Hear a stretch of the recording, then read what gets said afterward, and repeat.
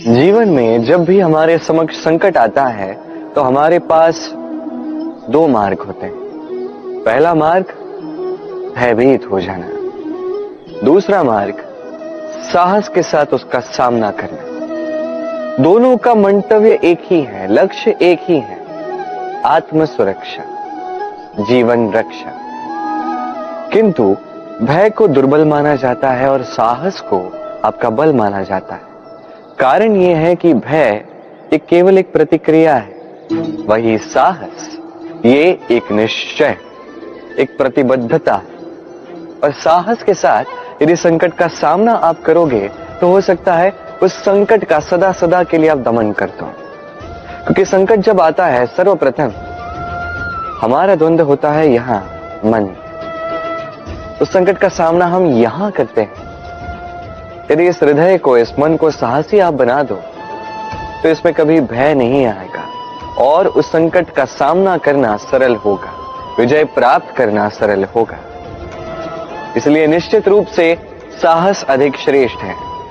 जीवन में जब भी कोई संकट आए तो साहस के साथ उसका सामना कीजिए और मेरे साथ प्रेम से कहिए राधे राधे। एक गैया और एक बछड़े में कैसा संबंध होता है।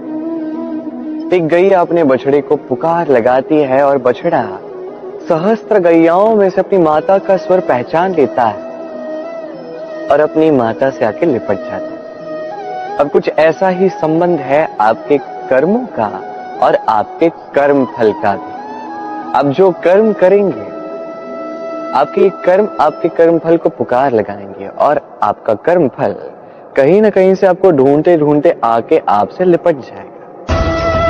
तो उचित तो यही होगा कि आप सत्कर्म करें, क्योंकि एक बार भले ही ईश्वर आपको आपकी भूल के लिए क्षमा कर दे, आपके कर्म नहीं करेंगे।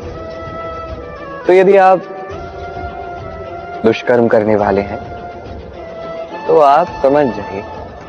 अब यदि आप शुभ कर्म करने वाले हैं तो आप समझ जाइए, जो आपका कर्म होगा आपका फल आपके पास अवश्य आएगा। आज नहीं तो कल, कल नहीं तो कुछ और समय में, किंतु आएगा अवश्य। आइए मेरे साथ प्रेम से कहिए राधे राधे। हम सभी कभी ना कभी जीवन में ईश्वर से कुछ ना कुछ मांगते हैं और ईश्वर जब हमारी मनोकामना पूर्ण करते हैं हम बड़े प्रसन्न हो जाते हैं। परंतु जब ईश्वर हमारी मनोकामना पूर्ण नहीं करते तब हम सोचते हैं, संदेह करते हैं, क्या सच में ईश्वर है? आपको